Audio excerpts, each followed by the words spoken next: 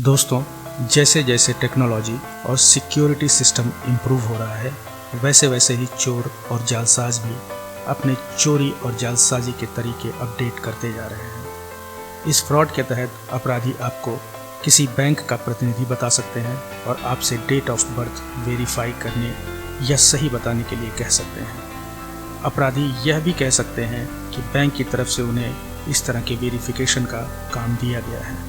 देश के सबसे बड़े सरकारी bank state bank of India ने अपने कस्टमर्स को आगाह किया है। बैंक ने अपने कस्टमर्स को सोशल इंजीनियरिंग फ्रॉड के बारे में बताया है और कहा है कि यह नए ज़माने का साइबर फ्रॉड है जिससे बचने की ज़रूरत है।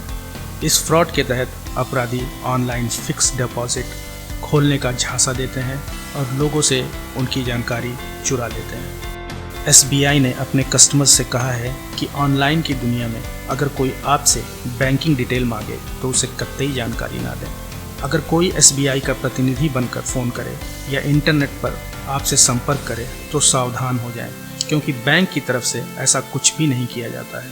फ़ोन कर या मेल के जरिए अगर कोई आपकी पर्सनल डिटेल जैसे कि पासवर्ड, OTP, CVV या कार्ड नंबर के बारे में पूछे तो उसे सिरे से इनकार कर दें। पहले ललचाएंगे तो फिर फंस जाएंगे। जी हाँ, फ्रॉड करने वाले अपराधी ऑनलाइन FD अकाउंट का प्रलोभन देकर लोगों के खाते से पैसे चुरा सकते हैं। देश के अलग अलग हिस्से में ऐसी घटनाएं सामने आई हैं, जिसके बाद बैंकों की तरफ से कस्टमर्स को आगाह किया गया है। फ्रॉड के इस नए तरीके के अंतर्गत अपराधी किसी व्यक्ति का FD अकाउंट बनाते हैं और उसमें कुछ पैसे ट्रांसफ़र करते हैं।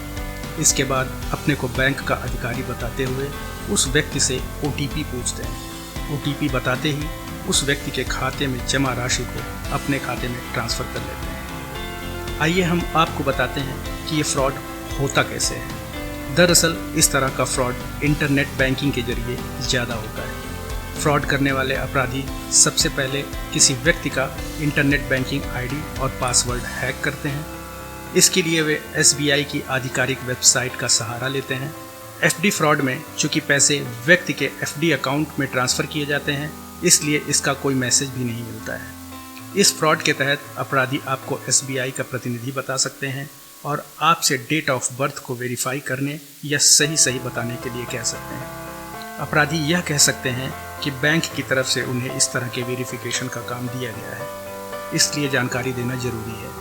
ऐसा भी हो सकता है कि कॉलर आपके पैन कार्ड की जानकारी दे ताकि आपको भरोसा हो कि वह SBI का प्रतिनिधि है। दरअसल ये सारा खेल अकाउंट हैक होने का है, इसलिए कॉलर के पास आपके पैन और आधार की जानकारी भी पहले से हो सकती है। ऐसे में यह कतई न मानकर चलें कि पैन आधार के बारे में बताने वाला व्यक्ति सही आदमी होगा।